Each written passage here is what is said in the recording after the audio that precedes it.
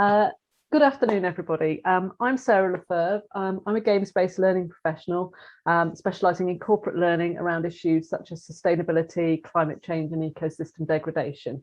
I'm also very interested in kind of social systemic issues such as racism and inequality. Many of you here will know me as the editor of Ludagogy magazine, and it's Ludagogy magazine that's organising all of these sessions this week and last week as well, as a tie-in with the latest issue, which is all about prototyping and playtesting. The magazine came out on Sunday, so do take some time to go and have a look at some of the articles that have been written. In fact, Eric, who's going to be doing our session today, has also written an article which looks at why we should definitely not go with our instinct to protect our brain babies, such as his toolbox from creativity, from the criticism that inevitably arises when you do playtesting. So do make some time to go and have a look at Ludagogy and all the great stuff that's in there this month. So to introduce Eric, who's going to be running the rest of this session, Eric Agudelo is based in Dublin, Ireland, and is the founder of Play, Learn, Develop, where he creates learning solutions to improve the quality of training, workshops and learning. He's also an author, conference speaker. He'll be speaking at the PMI Virtual Experience 2021 and Spiel this year as well on the Educators Day. He's a volunteer lecturer at the University of Economics in Krakow, a TEDx speaker and a vegetarian. He's a firm believer that the way we educate people will change for the better as people from different industries from all corners of the world and all different backgrounds contribute to this change. He's a Venezuelan Irish citizen and is currently collaborating with the University of Economics in Krakow and Trinity College Dublin to further his research into the use of games and learning and development. You can find out more about Eric and the Toolbox for Creativity at Toolbox for Creativity, that's the number 4.com, or view his YouTube playlist where he reviews books that help us make better games for learning and development. So over to you, Eric. Thank you very much, and thank you everyone. By the way, if the view is a bit funny, it's because I'm using two devices to present. One is my laptop and the other one is the mobile that is catching me from the side. So I am still talking to you, is that I'm looking at the computer. So first of all, I'm going to share my screen. I don't have anything terribly interesting to share, but there's a couple of things we need to do in order to make this work. So the title of the presentation is How to Deliver Online Training. And why is that important? Because we all have to, right now, given the circumstances, get better at that. I was just talking to a person who's organizing a conference in the United Kingdom about learning and development. And my main idea, that the main thing that I explained to him was that we have people who have 20, 30, whatever amount of years of experience delivering training and workshops. But the problem is the majority of these people are not that good at doing this virtually. And unfortunately, when I attended some events that were happening during the start of COVID, I guess people got a bit better eventually. You know, we had people who were really good at delivering training, and then they were talking and they were like in front of the laptop like this and trying to talk to people online. To me, that was a mistake. So anyway, my belief is that we need to improve the way we deliver online training, but that's just my belief. So I will put a question onto you in a minute. So how we are going to do this presentation is we're going to talk about the use of games in order to improve training and development. We are going to talk about something quite interesting. It is my humble opinion, which is using data in order to draw better conclusions. Something that I have also researched into and sort of proven through my experience is that when people are learning, there is a huge amount of behavioral data that is displayed. Well, we are constantly displaying this data, but it happens a lot and quite intensively when we are learning, and we don't collect this information. We don't collect it. Quite possibly what we do in corporations is the name of the person, the name of the training, completed, not completed. and that's it. Sometimes the training may have a progression path. Like, for example, let's say you're doing Scrum 1 and then you want to go to a Scrum 2, something like that. But we don't really collect a lot of information. And to me, that's a wasted opportunity to improve. And also, we are going to talk about something that I have discussed about in the past in different channels, which is a hybrid approach to training. What I mean by hybrid approach is some people like to divide training using tools that are digital or physical. I believe, and I put this idea forward, that is better when it's both. So I'll show you this in a minute. And also, we are not a huge number of people. Nonetheless, even if we were 50 people, everyone's opinion is going to be, collected and used in this exercise. And that's one of the beauties as well of working with technology and data. So let's see now. What we need to do is we need to check, why do you think online training has to be improved? And if you don't believe that that's a need, also express your idea. But in order to do this, I need you to click on the link that I'm putting right now on the chat. Let me see if I can access the chat in here without causing all of this to crash. Actually, Sarah, can you reshare the link that I had put in there earlier on? Yes, I certainly can. Okay. Because when I'm presenting, it seems that I cannot access the chat. Excellent. Don't you love Zoom? I've just got a quick question before we start. There were in the automated emails that were sent out by Eventbrite with the Zoom link in, there was a note about bringing some materials along. Yes. I probably should have done this as people joined, but has everybody brought along some basic bits and pieces to play with? It would have been nice if Eric could have sent everybody a copy of his toolbox for creativity, but that just wasn't practical. So it's nothing particularly sort of complex, just pens and paper and maybe some D20s or other Dungeons and Dragons playing equipment. Or just basic dice and stuff like this. Yeah, I'm joking. I'll take this silence as everybody's adequately tooled up. Perfect. So if everyone can check on this file, if the file is too complicated, doesn't work, we'll leave it and we will just simply work with the chat. But I think this will work. So I just put in there the names of the people I saw on the chat up to a minute ago before I started sharing. If your name is missing, just start from number 9 and you can change any of the names, write it on, or I can do it.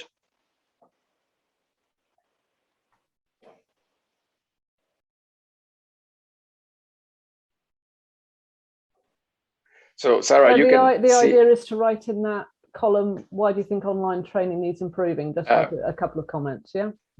Yeah, well, no, the question is, as you can see, that's the name of the participants. Yeah. But there is a book at the bottom with everyone's name and it's matching. So right. Click. Okay, click on your own name. That's the tab at the bottom of the page, yeah. Right? Yes. Yeah. So click on your own name, and then the first question is, why do you think online training is improving? So take a few minutes, write that down. Don't you worry about the grammar. That's not what we are up to right now, like checking grammar, but just try to collect the information, and then we're going to do something with that information. And don't do what I tried to do, which was click on Eric's shared screen to try and access my tab. Okay, and we put it into cell 2A on the Google Sheet. Is that it? That is correct. Okay.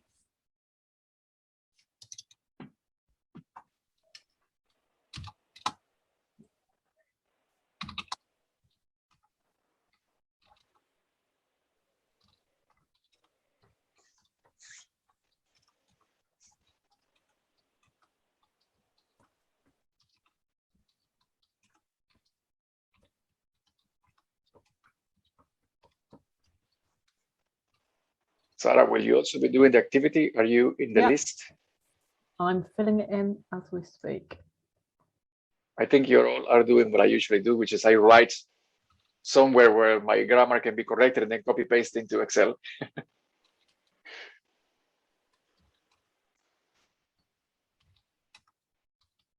I'm not doing that. I'm ridiculously overconfident in my grammar skills.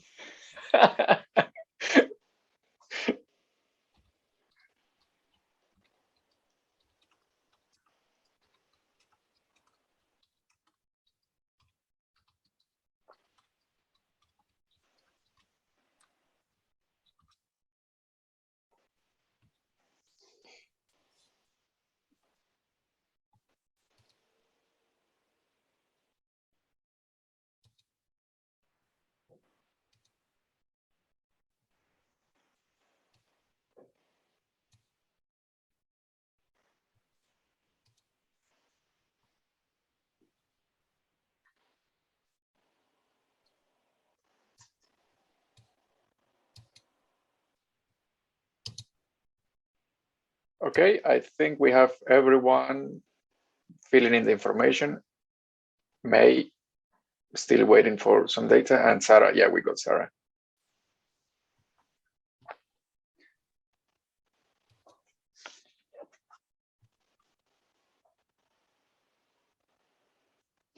So May, while we wait for you, just to make this a little bit more engaging, let's just pick somebody random.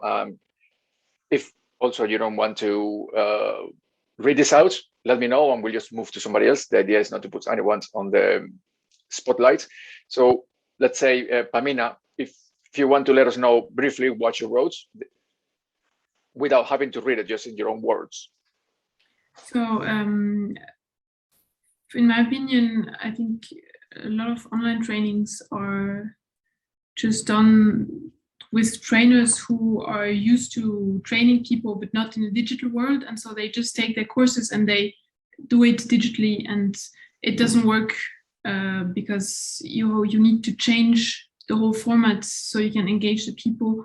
And if you don't do that, you lose them very quickly. And it's about the length and the structure basically, and then more interactions, these kind of things. Excellent, excellent. I think you were there when I was just mentioning this earlier on, but that is also one of my main concerns, that we have a lot of people with a lot of skills delivering training for 20 over 30 years, but when it comes to doing it online, there's a bridge. And now we are moving into a kind of reality world, whatever we want to call it, in which online training is becoming more and more popular. Let's just pick maybe somebody else from the list. Susan. Yes, I also wrote about or thought about that. It depends, in my opinion. There are very good online trainings and there are bad ones. And I think what is really important, and it's also important in trainings in person, but that there's a lot of interaction between the participants, and that the way of interacting changes constantly, because you have to, in order to be activated in the training, it's very important to interact with the others and not only download some knowledge. But it's also a problem that we can have in physical trainings, that the methods are not adapted enough. It's not only an online training problem, but in online training, it's even more important, I would say. Excellent, excellent. So now I'm going to stop sharing because we are moving on to you. And what we are going to do is the first activity, which is, I hope everyone brought some tools to do a bit of a physical activity. If you didn't, that's all right. All you need is a piece of paper and some markers so we can start with this. So let me know when you have them handy, and then you can just give me a thumbs up so we don't all speak at the same time.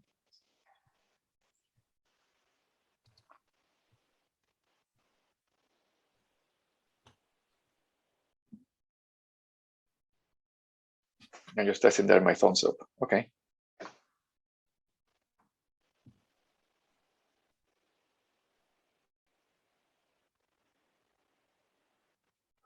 Okie dokie, I think we got it. Perfect. So the first activity, what I want you to do is, and this is pretty simple, I want you, without telling anyone what you're doing, I want you to think of the last game that you played. And this game can be board game, can be a computer game, mobile game, or even a social game. I guess you were like, you know, sometimes you have to do this kind of stuff that you go from one pub to the other looking for clues. So think of the last game you played, or the last game that you played and enjoyed, and try to represent it through a drawing on your piece of paper. Let's take a couple of minutes and do that.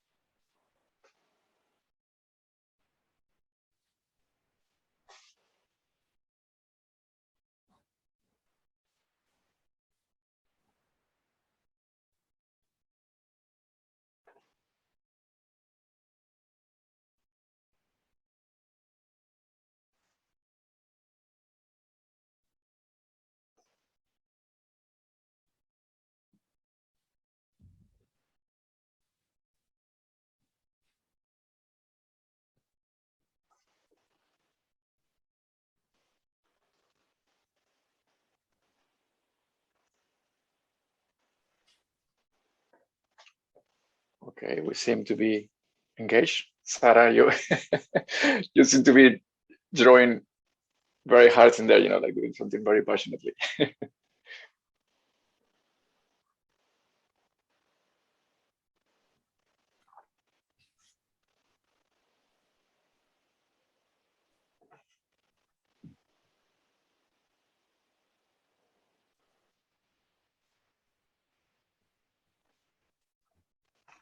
Okay, so remember, this is just a simple exercise. You don't have to be 100% accurate about what you are representing. What is important is not how you draw, but how you express the meaning of the drawing.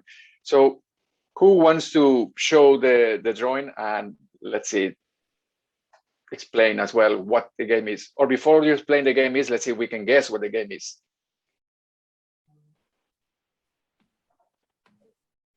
Okay, Sarah. My drawing is very poor, but I can definitely give it a try. So I'm let me see if can you see my screen? Just one second. Okay. Yeah. Okay, Deepa, yeah, now I can see. Yeah, so here's what I have. I'm not sure if you can see this. I just have a pen handy. Yes. Ah, is that an So it's a lock. Is that an escape room? Yeah, actually, I'd actually written it also, so in case you read it. No, I didn't read it. But yeah, that's right. It is a lot about escape rooms, so they're on my mind. All right. Oh. Excellent, excellent. Okay, now Sarah, you were also showing your drawing. Can you show it one more time, but don't tell us what it is, and let's see if we can guess. I don't think you'll get it. It's a photograph from your holidays, Sarah. Yeah, pretty much. A human-sized anthropomorphic hedgehog. I saw lots of those on my holidays. But they're getting walking sticks. Yeah. So this is a game called Wander Home. It's an RPG which features a lot of anthropomorphic woodland creatures, all on a big quest to try and find where they really belong in the world. So he's on that hedgehog is on a long road. He's also a shepherd. Nice. Really nice drawing. Anyone else? I have one. Okay, let's go Brian and then Pamina. Brian, go ahead, but it's not in focus. Brian, you're going to have to what's the word I want? Unblur your background. Oh, true, yeah. Okay. That would help. Okay, Brian, Yep. while you do that, Pamina, maybe you want to show us yours? It's very boring compared to the others. Vodka? Is that vodka? It's like a key, you punch the keys. Can you show the drawing one more time? I think I've played a similar thing before. It's like you need to get inside a circle and in a sequence punch the numbers in an ascending order. Something of that sort? Is it cards Well, of some kind? No, it's less complicated. I think my drawing is probably not so good. Is it a card game? It's a basic card game. It could be anything. It's played in France. It's called tarot. It's the same as tarot card, but you just play. You have to beat the others. Everyone plays around, and you take. So one who has the highest cards take it. So yeah, basic card game. Okay, that's interesting. So far we have a social deduction game. Escape rooms, are they social deduction or they have their own category? Like escape room is their own category, right? Yeah, they're puzzles, Yeah. aren't they? Yeah, but I think now they actually call them as escape room as their own category. Yeah. So we have escape room. You mentioned as social game, Sarah. Pamina mentioned the card game, and let's see what Brian is gonna show. Sarah might recognize this. Sounds like something very business. Yeah, it's the game we played last night, isn't it, bro? It is. A game featuring Maslow's pyramid. Yeah, humanitarian crisis. Oh, nice. So what is well, it's obviously you know it very well because you have the rules and the pyramids and everything in there. So can you tell us how it works? He doesn't know it that well because we only met it last night. It was one of these sessions. But go ahead, Brian. A lot of dice throwing and a lot of resources which either get deployed at the basic level or to produce order in society or for human needs, sort of social needs. And there's potentially competition between the people trying to solve the 3 different levels of the triangle. And the rules are there in great detail because there were lots and lots and lots of rules, rather than because I understand them. Excellent, excellent. So a couple of things here. When you are using games, and I'm going to explain this in 2 sides, like from 2 angles. One, because I want you to understand what we're doing, but second, because I want you to then, if you're going to use this technique of using games or game development in your workshops, you need to understand as well how to explain it to other people. All right. So one thing that I encounters is that before people start performing an activity, they may say, "Oh, but I don't play games." You know, it's unlikely, but some people will say it, or they say, "I don't like board games," which is cool. You know, stuff like this. My point is that we all have encountered games, even mobile games. It's the numbers behind mobile games is interesting. The demographics that are playing more board games apparently seem to be women over 40 that are playing lots and lots and lots. Yeah, because a lot of people say that there is this stereotype that games are for boys, especially of certain age, and women and older people don't play games. And it turns out that is not 100% true, because mobile games are at the top, and the main demographic is women age over 45. So we all have experience with games. It's just that we may have a little bit of a block. And what I want to show you here is that A, we do play games, we know them, but B, that when we are looking at games, we need to deconstruct them a little bit as well in, say, for example, the mechanic that we are using. And sometimes the artwork, all of that is part of the game and it's important. And we can use it to transmit information. So, for example, Kerry, you mentioned there, sorry, Brian, you mentioned there about the rules. There were a lot of them. There's a comment about rules in a minute. But also, you mentioned that there's a lot of dice. And Pamina, you mentioned cards. So this is important because these are mechanics of games that are quite traditional. So we have card games, which are really popular, although card games are now appearing in different forms, like deck builder and stuff like this. And dice also has a bit of a bad reputation because we talk about, I don't want to mention any specific game because it may influence our design in a minute, but some games that are traditional using dice have a bad reputation, and now dice is coming back to the table using different approaches. And we need to use this in order to build our games and to explain people how to create their own games. Nonetheless, and this message is important, what people create is not as important as how they explain it. So having said that, let me find my document. So let's go to the first prototype. And I am not sure if you have a large variety of items or just the basic ones, but for the first iteration, we are going to work with paper, pen, and maybe if you have cards, even white pieces of paper that you can use as cards, that is excellent. When it comes to creating pretty much anything, not only games, the first stage, and this stage is pretty important, is paper prototyping. So what we're going to do is we are going to create a representation, a game, a prototype. Remember, it's a very early prototype, is the paper prototyping of your idea, of the question that we are trying to solve today, which is how to improve online training. So give me a thumbs up if you understand the task. If not, I'll say it again. It's just simply to understand, sorry, to represent through a game how we believe online training can be improved. Also, as I said at the beginning, if you believe that this is not a need, that we are all good with this, also put it in a game and explain how why your view is so. Brian, you had a question. No, just saying that I was okay with the task. Ah, perfect. I gave a thumbs up. Sorry.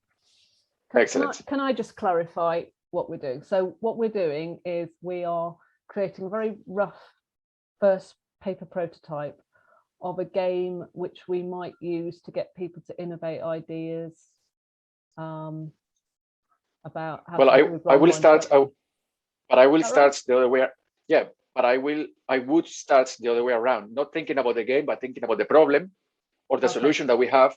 Let's say, for example, your idea for improving online training is chickens. I don't know, chickens. Okay. So you create a game to explain your proposal of how to improve training, and then you build a game around it. Okay. And this is paper prototyping, so anything can be done because it can be destroyed very easily. So go ahead, take a few minutes for this, and then we will look at your paper prototyping.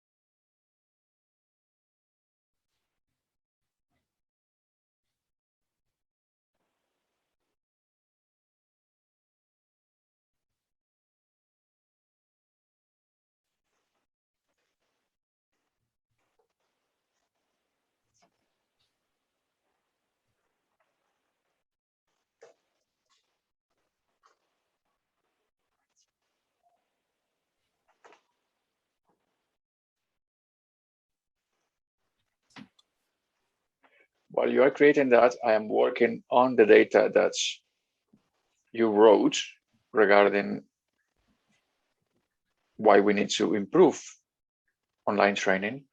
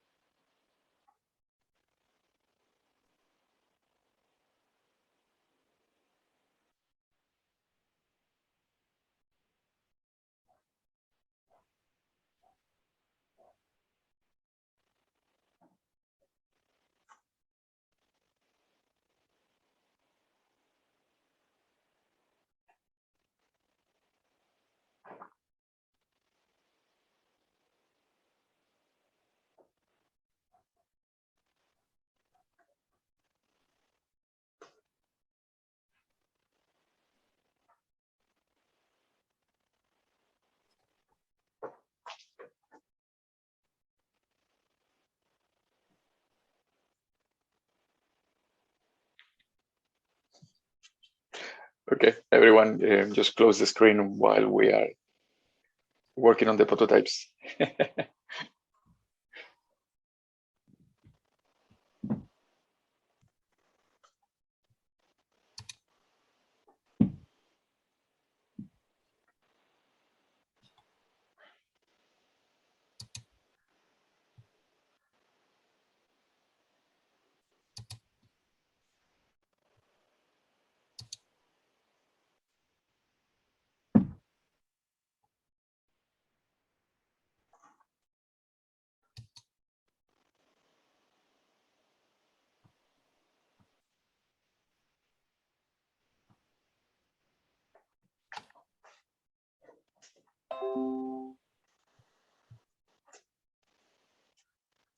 Okay, if you are ready now with the prototype, just give me a thumbs up, or we'll just wait a few more seconds.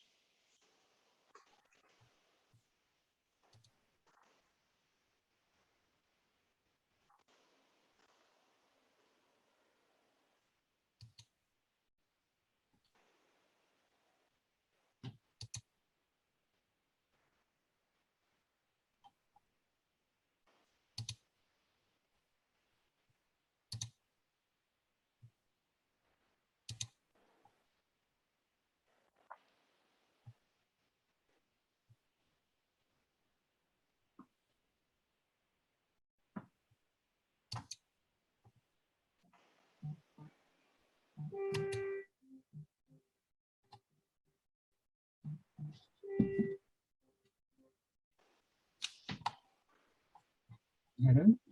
Hello? Hello.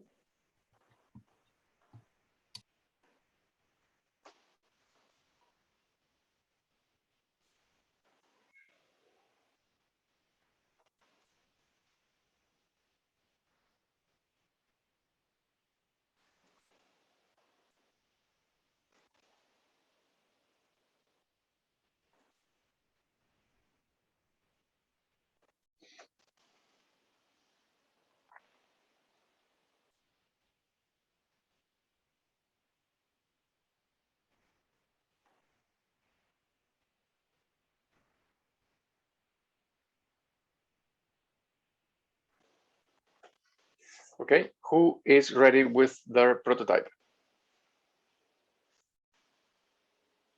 Okay, so Sarah, let us and before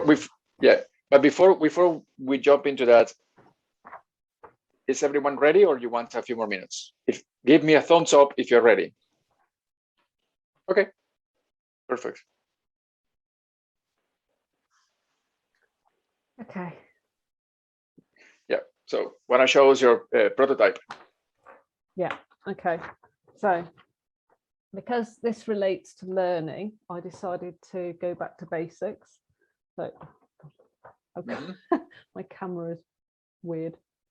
Yeah. Mirroring.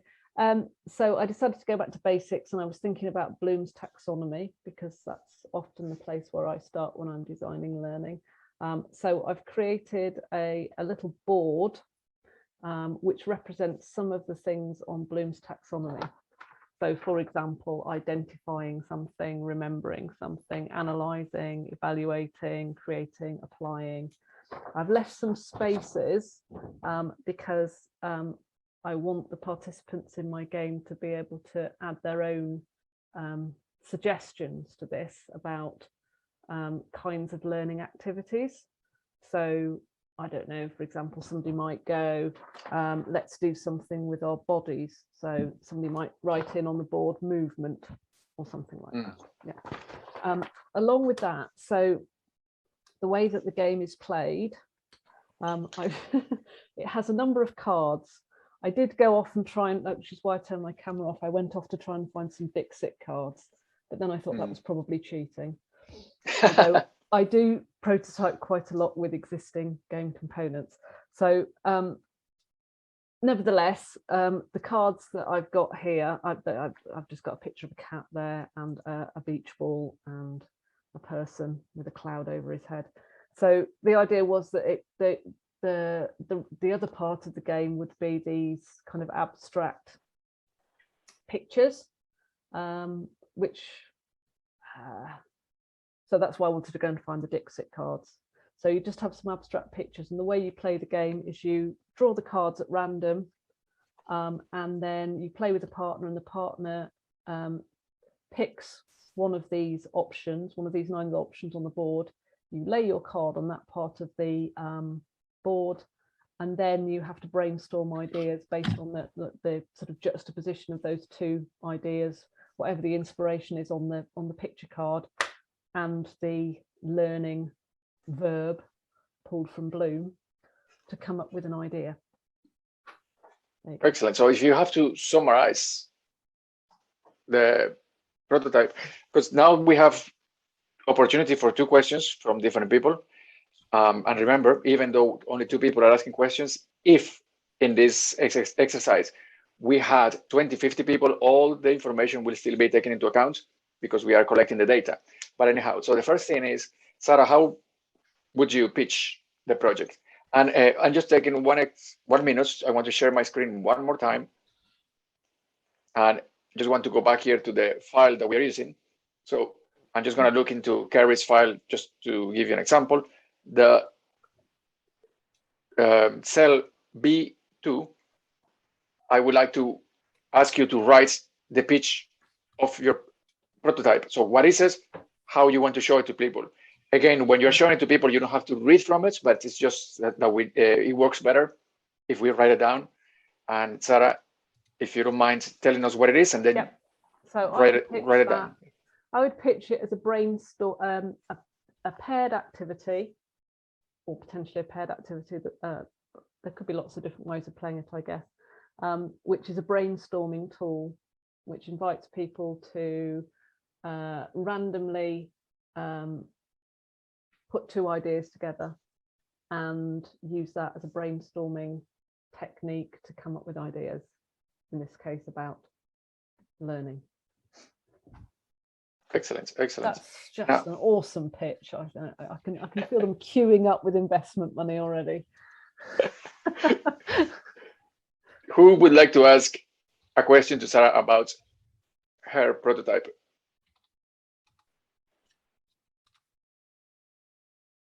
Do you understand well what it is, what it does?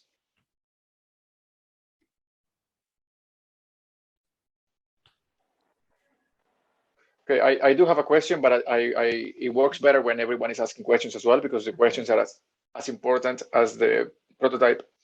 What would you say is the main sort of mechanic in the game? What makes it click and what makes people do things? The main mechanic, I guess, is I forgot what it's called. There's an actual name for this particular brainstorming technique, which is, I don't know, can't remember what it is, but it's the random juxtaposition to create a new idea out of 2 existing ideas. Okay. There is a name for that, but I can't remember what it is. Okay. Anyone? Any other question? Because I'm looking, Sarah, at your comment, let me see. It says we haven't even scratched the surface of what online offers. The history of learning is long, and one second, I need to actually go to all the way. Yeah, so basically what's that's about is, I think one of the reasons that we do online so badly is that if you look at the history of learning, you know, that we're still using learning theories dating back to the 19th century, and they're robust and they're well tried, based on sort of psychological theories and so on and so forth. And the reason they're robust is because they've been in play for a long period of time, and people have tried them out and tried out different techniques. We don't have that long history with online. It's a completely different modality. And we don't yet have, because the technology's not been around for that long, we don't yet have that robust research basis for how people learn in an online setting. And that's something that needs sort of tackling quite urgently.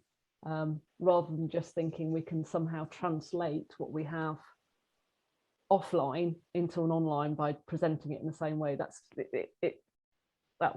it might work, but we have no evidence. We have no evidence that it won't. But in practical terms, it looks like it's not. So that kind of suggests that there should be different ways of doing things. Okay, so the idea, and going back to the question you had about why we should improve online training, is because we have two worlds, and you are trying to merge them through this technique of merging two ideas into one sort of tertiary final product, right? Okay. I mean, I read a very interesting article not so long ago about the difference in the way that our brains worked pre-Gutenberg and post-Gutenberg, because we moved over from being from learning things from our forebears in an oral tradition to actually writing things down. But it actually changed the way our brains worked, and online is doing the same thing at the moment, and yet we're not really addressing that. Yep. Okay, so excellent. Anyone wants to share their prototype?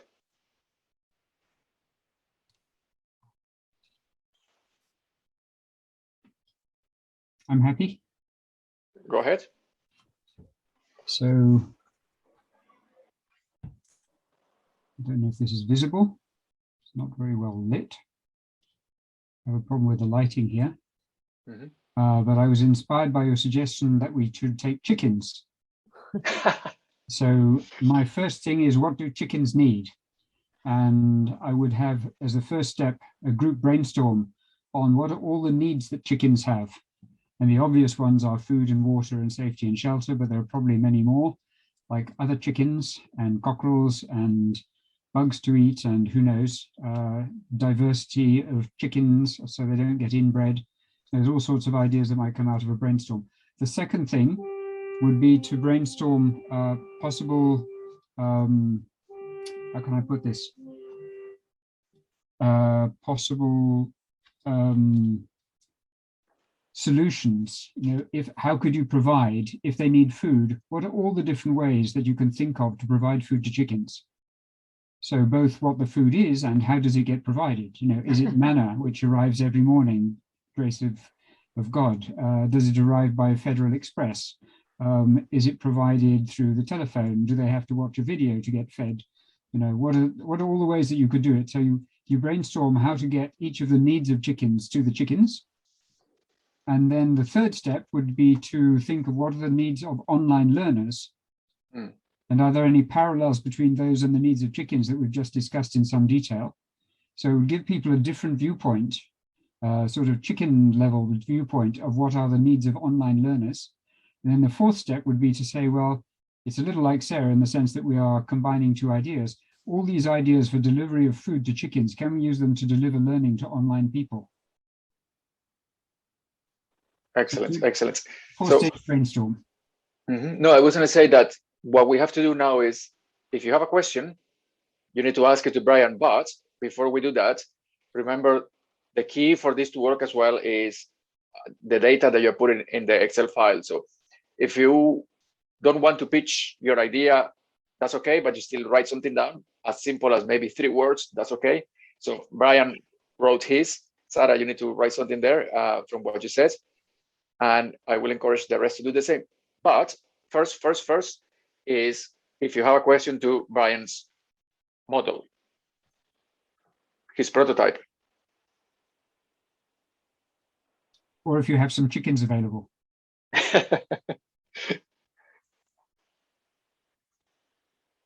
Sarah, you're on mute.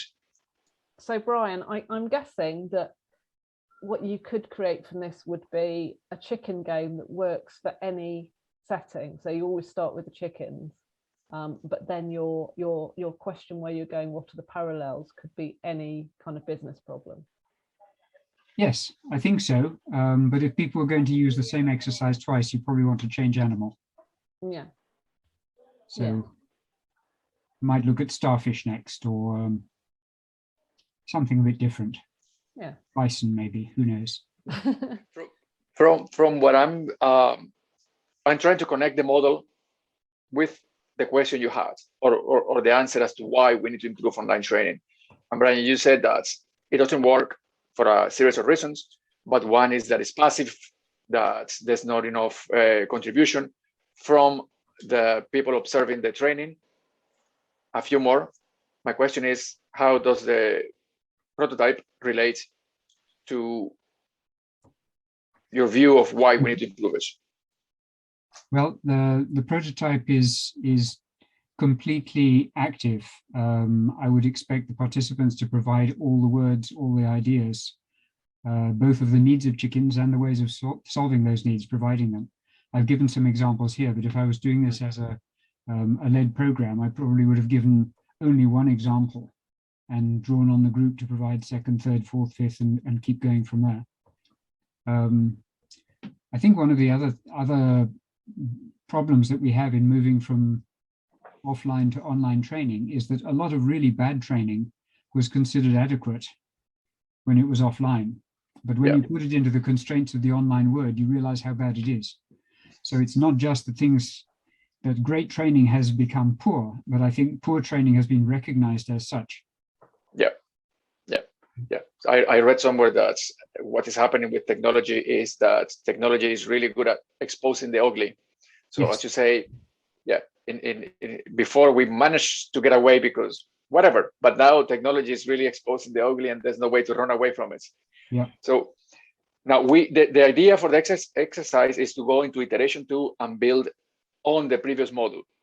So Susan, Kerry, Paminat, and whoever else is as well, we only have time to ask 2 people to show the prototypes, but what I would like to do is, before we go into iteration 2, just if you show your prototype on the screen, and then we will move on to do it one more time, because I'm conscious about the time, and I will show you as well how the data collection works. Just to say, if people want to be able to see what somebody's holding up very clearly, if you change your view to speaker view, and if when that person's speaking about their prototype, then they will be big on the screen.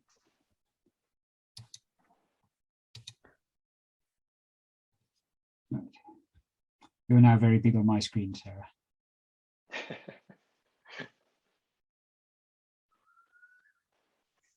So Susan, Kerry, you have the camera on. Will you show us the prototype? We don't have to explain it, but just to show it, because, yeah, go ahead. Oh, that's very elaborate.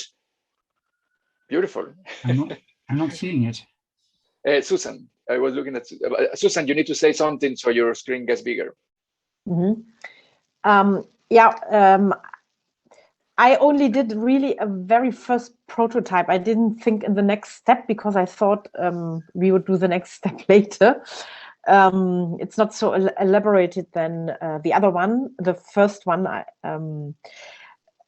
The idea is that there's a common ground of the topic of the training, and these are the participants, and the idea is to interact somehow, but I will describe that or create that in the next prototype round.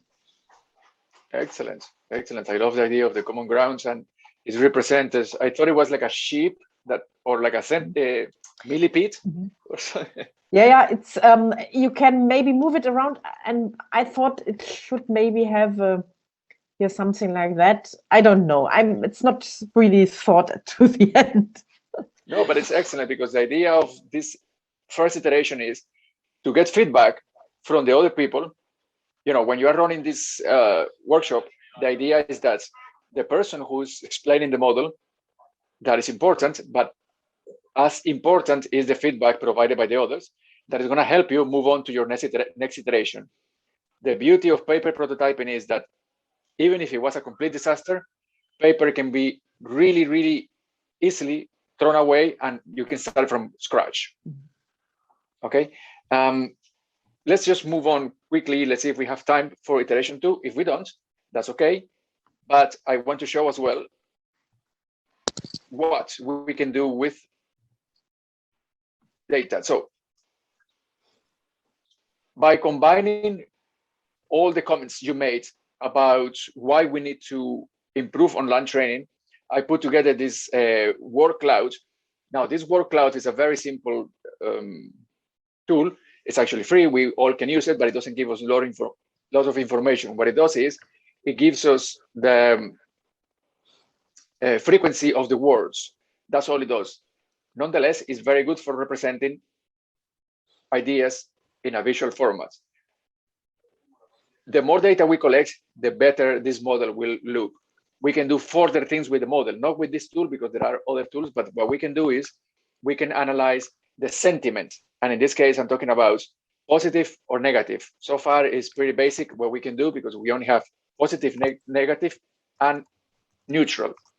But we can start isolating this kind of sentiment, and we can work on that to improve the ideas that we have for the training and the outcome of the training.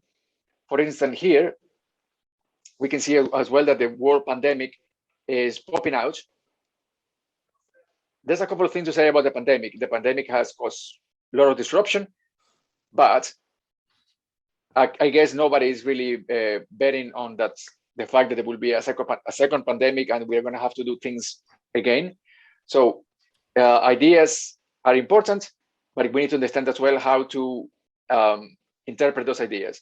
And that's what the tool is good for, because it can interpret if this was mentioned in a positive or negative way. And we can start building our models. Let me now stop sharing. And what we should do now is, I'm not sure what sort of artifacts, paper, cards, dice you have with you, but the idea is to build on iteration number 2. On iteration number 2, you should start introducing some elements that are a little bit more complex than paper prototyping. So even if you have dice and your model requires dice, just introduce it and show you how it works. Or if you have cards and you have a deck of cards that you can use as an example, that would be the idea. So to move on from really simple elements to elements that are a little bit more complex. So what do you say? And Sarah as well, how are we doing with time? Do we have time for this one more iteration? Yes, I dare say we've got half an hour left. Okay, so now I'd are we about 20 minutes for the iteration, and then you've got a little bit of time to sort of round off and tell people what you want them to know. Excellent. So let's do this. Let's build on iteration number 2. Iteration number 2 can be a simple continuation of your paper prototyping, improving, making it stronger, making it look more like a game, or you may choose to start from scratch. So you can still do this on iteration number 2. So go ahead, and I will continue looking at the data to see if this changes a little bit our model.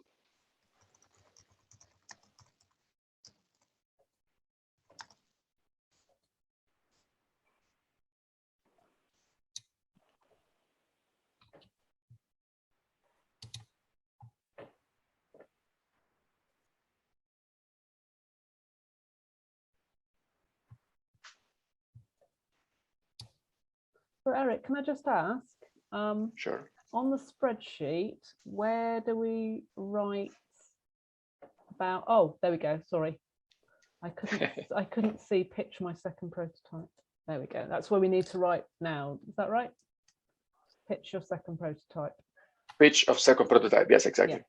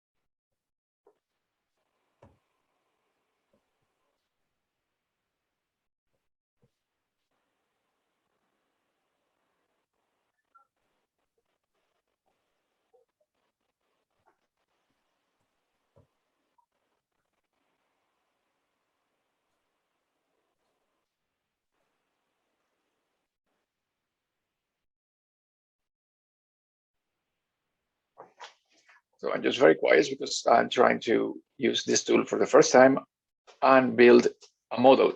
You would be surprised to see that based on the analysis of the first bunch of data, majority of the sentiment was negative. And I'm not sure if you thought it was going to come out this way.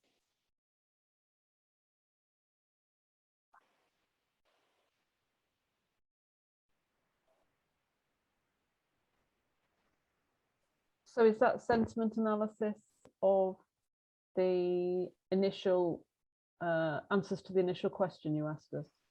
Yep. Yeah. And that's using the first batch of data, because every single cell, we should have data for each model and the questions that we ask individually to each of those models, whether the questions are aired or not. The questions are still in the system, in the data file, and therefore they form part of the model. But like right now, we're not doing this 100%. I understand this is an exercise and it's short in time, but we should be putting data there to make this work. So Eric, have you just taken all the text from the Excel and put it into the Voyant tool? Is that what happened? I'm using right now a second tool, which is called Monkey Learn. And this one allows us to do a little bit more than the Voyant, because Voyant is only a word cloud based on frequency of the words. Monkey Learn does sentiment analysis, but sentiment analysis is an engine for data analysis, which is pretty open. You can literally use in R Google for the sentiment analysis engine and copy paste this automatically. It's just that Monkey Learn has it a little bit more automated.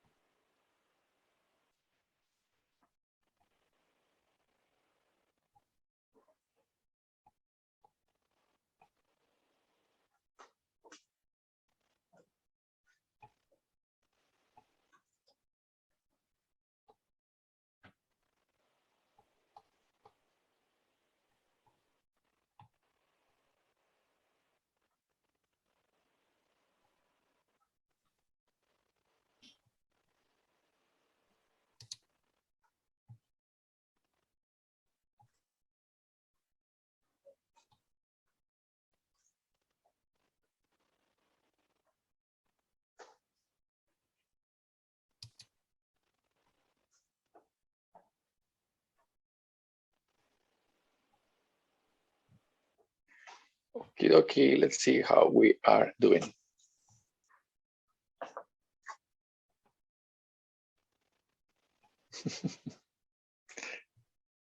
Anyone ready with their prototype?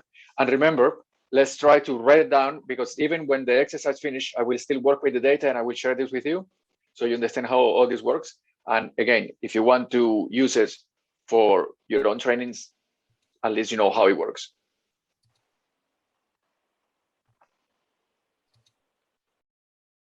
So in the Excel file,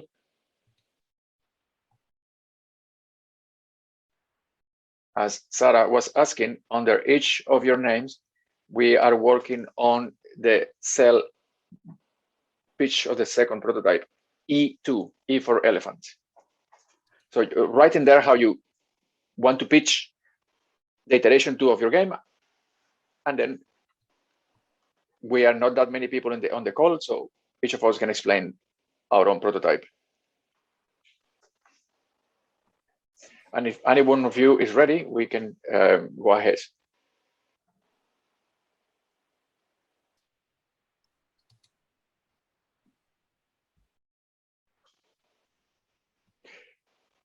Well, if you want to start with you, Sarah, because we don't have many people anyway, so it doesn't make a huge difference. So. Okay. So I'm a bit of a nerd about dice. I have a very large collection of dice of various kinds. I can show them to you. I can't see myself at the moment, so let me just. Okay, what I've done with my second prototype is I've added a choice of dice. So I don't know if you can see these. Whoops. Mm-hmm. So that is an emotion die. Yes. And that is a level dice. So all of these are obviously what they usually use for, these level dice and things like that. They're used to generate things in role-playing games, fantasy role-playing games. So for example, I've got one here that tells you where you've been injured. Right, oh wow! Yes. Arm, chest, head, so on and so forth. But anyway, the ones I'm going to add to the game are the emotion dice, the level dice, and the challenge dice, or challenge die, I should say.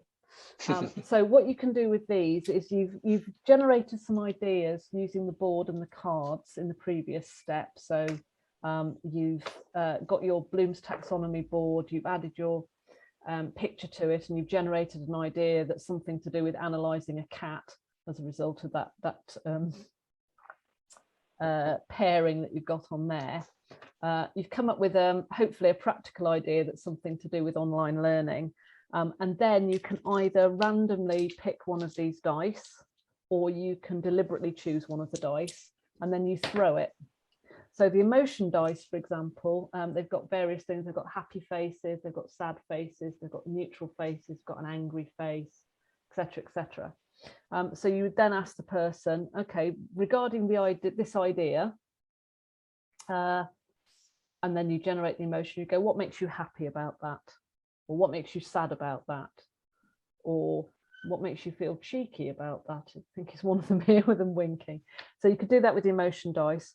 With the level dice, you could, so the options on there are lower level, equal level, and higher level. There's obviously 2 of each. So you could then say, how could I take this idea that I've generated to a higher level? Or how could I take it to a lower level, make that a lower level activity? Or could you generate another idea that's round about the same level of difficulty or whatever? And actually, now I think about it, the challenge dice is very similar to that one. But the way the challenge dice works is they have plus or minus, the word challenge, and plus or minus various numbers. So again, so for example, I've got here challenge +3. How could you make that activity or that idea more challenging by a level of 3? So yeah, those, the equal level and the challenge are actually quite similar now I come to look at it. No, that's a really good idea to use dice, because what I mentioned that at the beginning that I didn't want to say and influence people is quite a lot of people who are not gamers, when you ask them about games, they refer back to Monopoly. Monopoly. And Monopoly, Monopoly, for many reasons, and for people who study game design, is not a really well-designed game, unfortunately, and it gives board games a bad reputation, I would say. But Monopoly is based on this roll and move mechanic, which is you move when you roll the dice, and that's it. I don't know if there is a way to change the game by yourself, but there is only one die, and you roll it and you use it. You know, you cannot use more dice, or you cannot change. For example, you can use a yeah. There's 2 dice in Monopoly. Oh, is it 2? Okay, well, but whatever amount of dice is, you start with that amount of dice and then you finish with it. You know, nothing changes anyhow. And but thank you for that. So listen, we are running out of time. If somebody has a question for Sarah's model, and maybe Susan, if you want to show us what you did with your model, I would really like to hear that.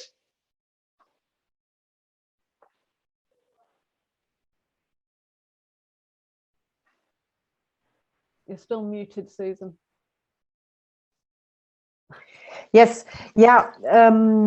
What I did, it was, you know, I'm not, you know, I'm not so good in games. It's not my passion, but what I did is a kind of iteration between this platform of content which needs to be learned, let's say communication or something like that, and that there are interactions between the participants. And for example, you can give information to the group, to the same information to the whole group, or you can give information to only 2 of them, and the other 2 get another information and bring it together, so that there's interaction and starting a mutual learn process.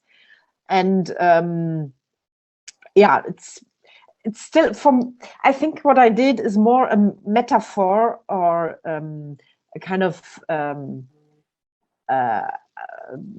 thing, or prototype of what learning could be. It's not a game in this sense. Yeah. Yeah, no, it's excellent. But you know, something that I told you that I found is that a lot of us tend to say, I am not that big into games, but we are. It's just that perhaps what we define as games, other people don't define as games. Not everything is a game that needs to be won, by the way. So there are different ways of understanding it.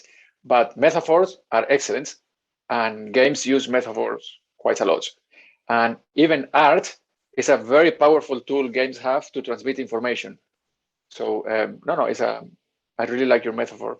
So Sarah, do you have a question for Susan for her model? Yeah. So when you say platform, are you thinking about some kind of sort of learning platform that people are interacting with? Yeah, I also thought about digital learning, because last year I had a very intensive training, and the first module was online, and we didn't know each other, but we interacted a lot online, and we got, for example, videos on something, or web links, and could dive deeper into the topic, and we had to write something and got comments of other people, and that was really very well organized. I thought it was for the first module to get to know the topic, it was really very well done. I thought, yeah. But and then the other modules were online, like we are watching now here, and there was a lot of giving information and some interaction with on digital platforms like Merle, or you might know them, where you can write post-its, etc. And yeah, but I realize that I don't like so much working online. So yeah, so it might be nice to have something really in physical interaction. What I found really interesting about looking at that piece of paper that you've got is it's that act of making something physical. You'll probably have something to say about this in a minute, Eric, but that act of making something physical and showing it, to me, that suggests something very specific, and it may not be what you intended, but it's interesting that just looking at artifacts that other people create does really spark up ideas. And I'd got this idea when you mentioned platform, I was actually thinking of a physical platform. So it was almost like all of your participants were sitting either side of like a conveyor belt. And, and I was imagining things going past them that they were going to be using for the learning. So literally sort of like going past them quite slowly, and they can pick them off. Yeah, they go past.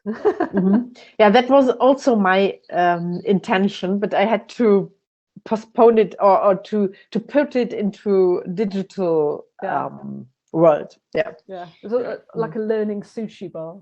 Yeah. Yes. Yeah. Nice metaphor. Exactly. So we are running out of time. I want to show you something, and then I will probably address, if we have time, that comments from Sarah about why holding something physically is important. Let me just share my screen. Okay. Let me know when you can see it. Yes.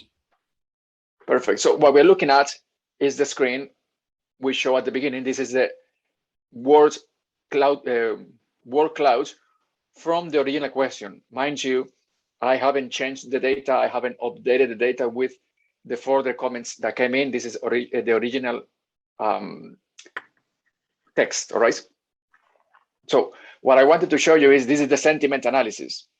And it's interesting because I didn't think by reading the comments that they were negative, but according to the tool, they are negative, right?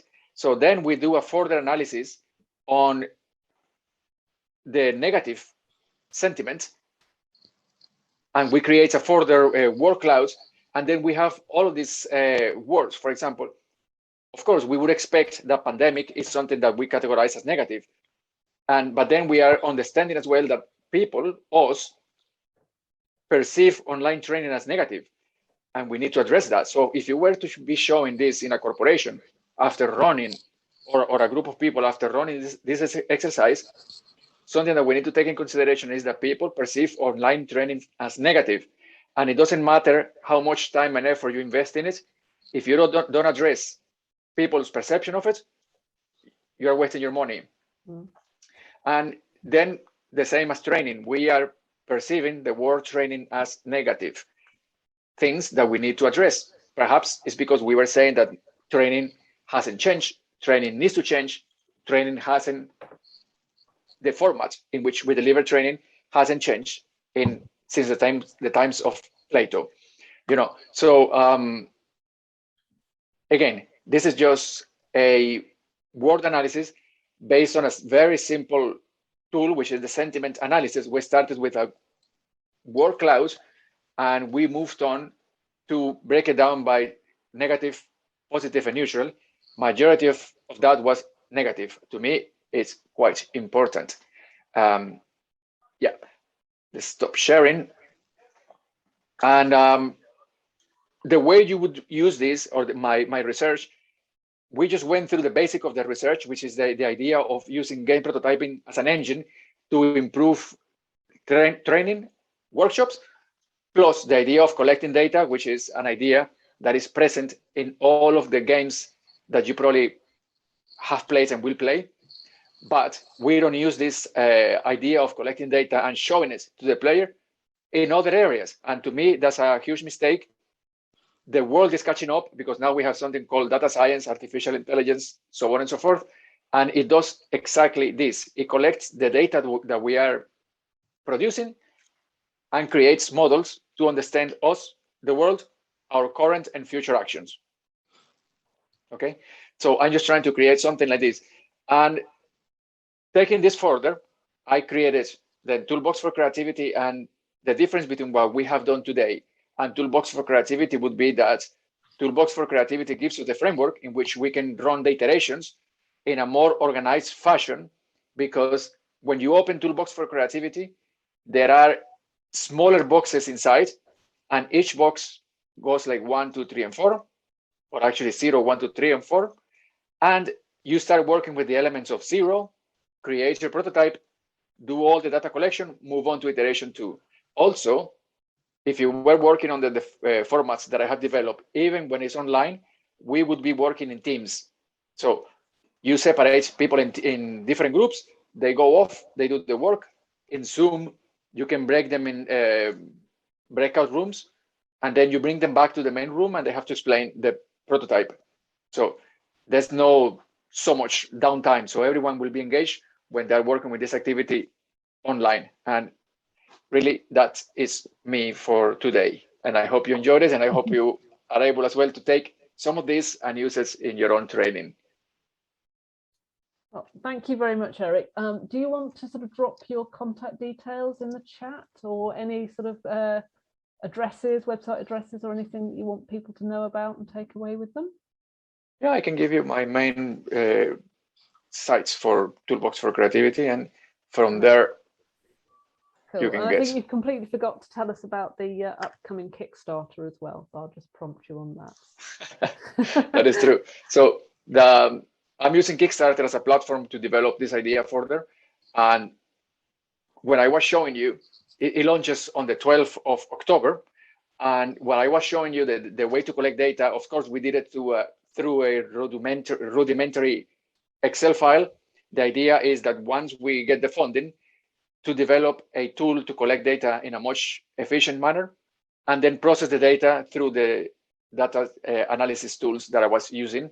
Okay, those data analysis are free, but I want to create my own ones. So it's all under one tool, and it allows the trainer to deliver all of this in a much efficient way. So from what I understand, that the Kickstarter, the kit that's being launched on the Kickstarter will include the physical toolbox for creativity with the boxes inside it with the prototyping materials. It will include your framework for running through the iterations, and it will include these data tools as well. Yeah, the data tools will actually be hosted in the website Toolbox for Creativity, and the website will also be a community of practice in which people are able to show experiences and ideas, and perhaps improve as well on the uses of Toolbox for Creativity. Excellent. We all know that communities of practice are the way forward, definitely. Excellent. Well, thank you so much for coming and showing us this, Eric. I, for one, am going to take away a few ideas now. My board and my cards. I think you're going to be playing with that this weekend. And I'd just like to thank everybody else for coming along and joining in. And yeah, Brian, make sure those chickens see the light of day at some point.